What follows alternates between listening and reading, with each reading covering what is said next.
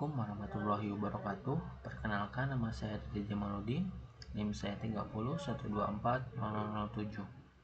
Di sini saya akan sedikit mendeskripsikan tentang aplikasi e-commerce yang saya buat, yaitu aplikasi Vespa Prime. Aplikasi ini adalah aplikasi platform e-commerce yang menjual motor Vespa Matic. Aplikasi ini berbasis web yang dibangun menggunakan framework Python Flux. Aplikasi ini juga dirancang untuk menangani alur belanja online secara penuh, mulai dari manajemen pengguna, katalog produk, sistem keranjang, proses checkout, pelacakan pemesanan, hingga fitur logistik pasca pembelian seperti pembatalan pesanan dan pengajuan return barang. Aplikasi ini juga mendukung model bisnis reguler maupun dropship. Selanjutnya, fitur dan fungsi utama dari aplikasi ini adalah: pertama, sistem autentikasi dan manajemen pengguna. Ada login dan register. Pengguna dapat mendaftar dan masuk menggunakan email dan password. Passwordnya juga dienkripsi dengan algoritma hashing demi keamanan.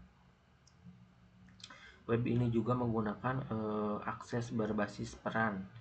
Jadi terdapat pemisahan hak akses antara akun user dan akun admin. Selanjutnya, pengelolaan produk.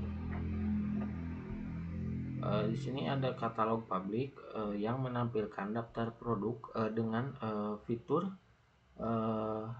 pencarian, paginasi dan filter khusus untuk barang dropship. Selanjutnya ada detail produk. Detail produk ini menampilkan informasi lengkap produk termasuk harga, stok, spesifikasi, dan deskripsi. Selanjutnya, manajemen produk. Untuk manajemen produk ini hanya khusus bisa diakses menggunakan akun admin.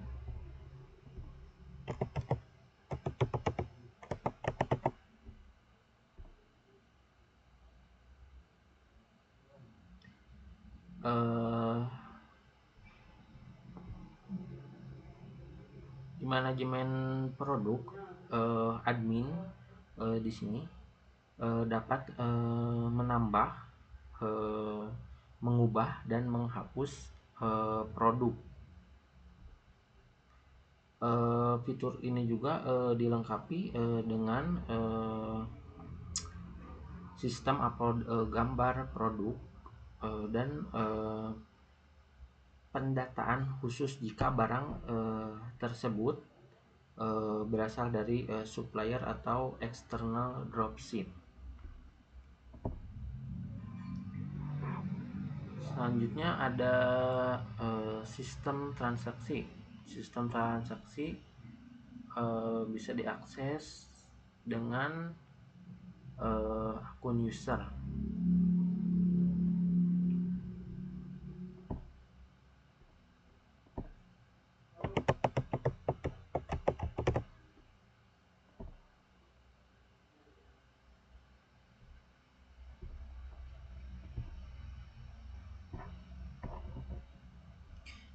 Di sini ada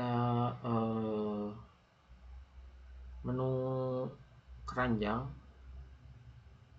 Di sini pengguna dapat menambahkan produk ke keranjang, dan pengguna juga bisa memperbarui jumlah produk. Nantinya si sistem akan otomatis memvalidasi ketersediaan stok produk. Selanjutnya ada fitur beli. Di sini pengguna dapat melakukan checkout untuk suatu produk tanpa harus memasukkannya ke keranjang terlebih dahulu. Dan di halaman checkout ini proses konfirmasi pembelian dengan memasukkan alamat pengirim, dan nantinya sistem akan secara otomatis memotong stok barang setelah pemesanan dibuat. Contohnya di sini saya akan masukkan Jakarta.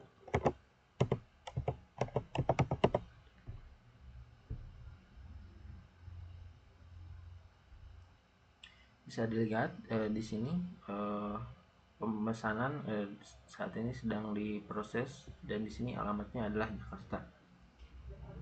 Selanjutnya adalah pelacakan pesanan dan logistik. Di sini kita bisa melihat daftar pesanan. Pengguna dapat melihat riwayat pesanan mereka. Selanjutnya adalah fitur tracking timeline. Jadi setiap pesanan memiliki timeline pelacakan yang dinamis. Contohnya seperti ini.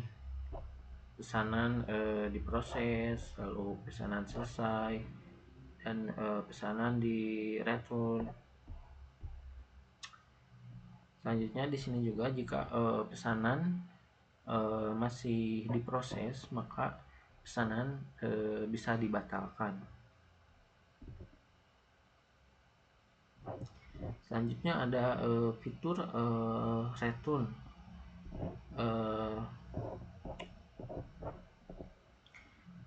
Jika misalkan pesanan sudah selesai atau dikirim, maka pengguna dapat mengajukan pengembalian barang dengan alasan jika si barang yang dibeli itu tidak cocok.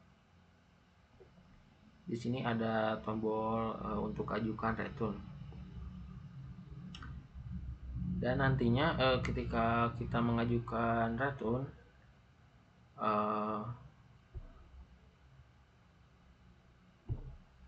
di sini contohnya alasannya kita tulis cacat. Maka otomatis nanti pengajuannya akan masuk ke akun admin, dan kita akan lihat di dashboard admin.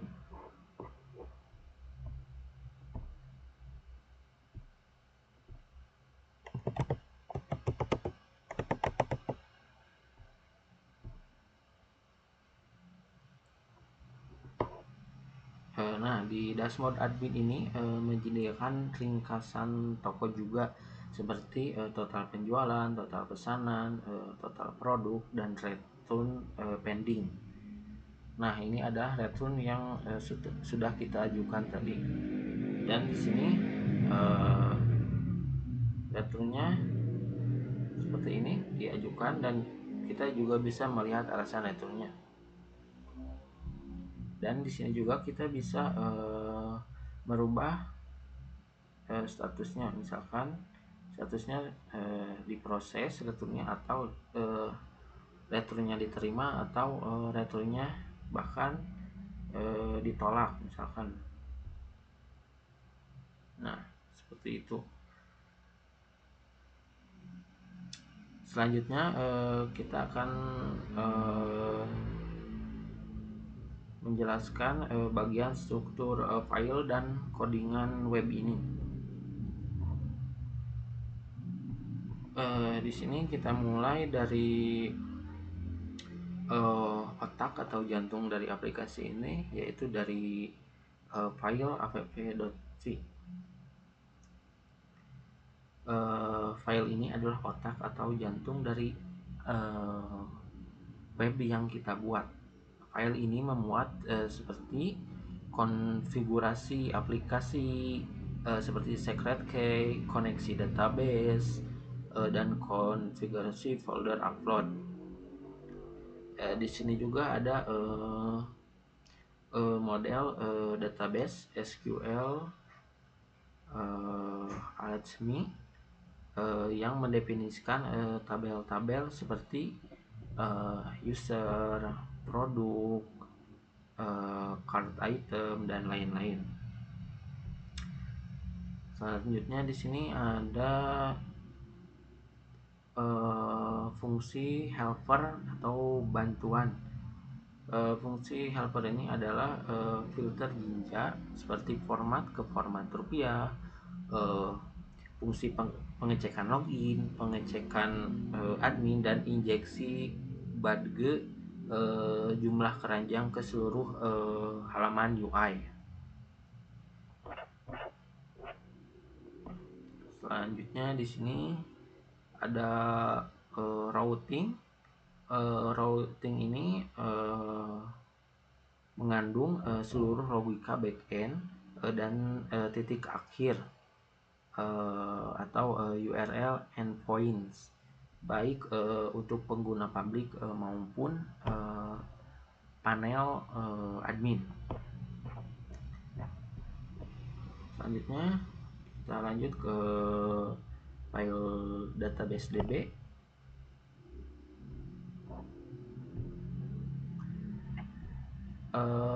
File ini merupakan file database SQLite lokal, tempat semua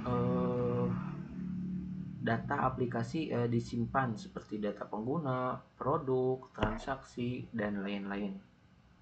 Selanjutnya ada file ini resetadmin.py. File resetadmin.py ini adalah sebuah script utilitas terpisah yang berfungsi untuk melakukan reset password atau manipulasi akun admin langsung ke database, terutama saat ada kendala login misalkan di akun admin. Selanjutnya di sini ada folder template. Folder template ini adalah directory yang berisi seluruh file antarmuka pengguna atau user interface yang berformat HTML. Folder template ini menggunakan mesin Jinja 2 agar bisa merender data dinamis dari backend app.py seperti index HTML, terus login HTML, chart HTML, dan lain-lain. Selanjutnya di sini ada folder static. Folder static ini adalah directory untuk menyimpan aset statis web seperti CSS, JavaScript, dan file gambar. Folder ini juga menyimpan gambar produk yang diunggah oleh admin.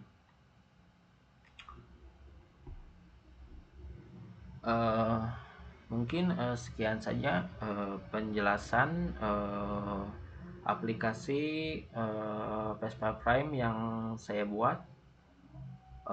Mohon maaf jika ada kata-kata yang salah. Wassalamualaikum warahmatullahi wabarakatuh.